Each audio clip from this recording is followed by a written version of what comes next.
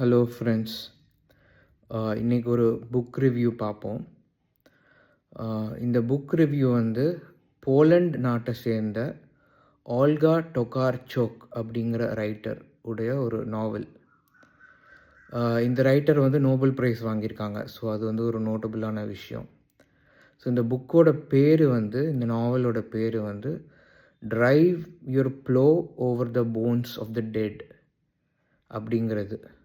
So ஒரு வித்தியாசமான ஒரு டைட்டில். ஸோ இந்த டைட்டில் எங்கேருந்து வருதுன்னா, வில்லியம் பிளேக் அப்படிங்கிற இங்கிலீஷ் போயட் அவருடைய ஒரு போயமோ ஒரு லெட்டர்ஸ்லேருந்தோ எடுக்கப்பட்ட ஒரு வாசகம் இது. ப்ராப்ளி ஒரு போயம்லேருந்து எடுக்கப்பட்டது. ஸோ வில்லியம் பிளேக்கும் இந்த நாவலுக்கும் நிறைய சம்பந்தம் இருக்குது.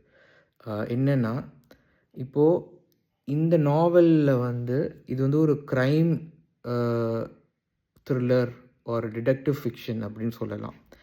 பட் ஆனால் இதில் இந்த நாவலில் டிடெக்டிவ் எலமெண்ட் வந்து ரொம்ப மையமாக பேசப்படுறதில்ல. இதில் it's more of a character portrayal, அந்த ட்ராமா, அந்த சீன்ஸ், அதை பற்றின ஒரு விவரணை தான் அதிகமாக இருக்குது. ஸோ ரொம்ப ஒரு த்ரில்லர் ஜானரில் இதை வந்து அடக்க முடியாது. ஸோ இது வந்து ஒரு லிட்ரரி பீஸ் தான். ஸோ த்ரில்லர் ஜானர் மாதிரி இருக்கக்கூடிய ஒரு லிட்ரரி பீஸ்னு சொல்லலாம். ஸோ என்ன நடக்குதுன்னா, ஜெனீனா அப்படிங்கிற ஒரு சென்ட்ரல் கேரக்டர் இருக்காங்க. ஸோ அவங்க வந்து ஒரு வீகன். அவங்களுக்கு வந்து ஒரு டீச்சராக வேலை பார்த்துருக்காங்க.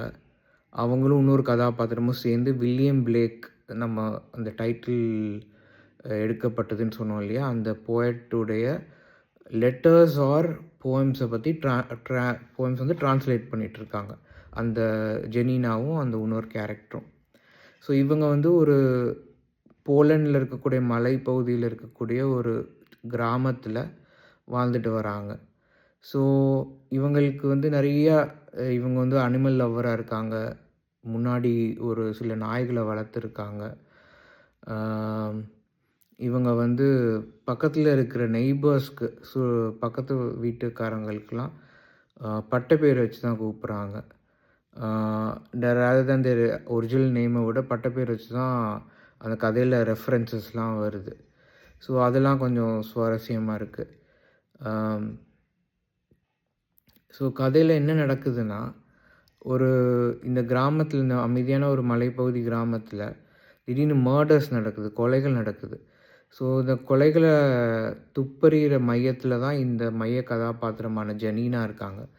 ஸோ யார் கொன்னாங்க, ஏன் நடந்தது அப்படிங்கிற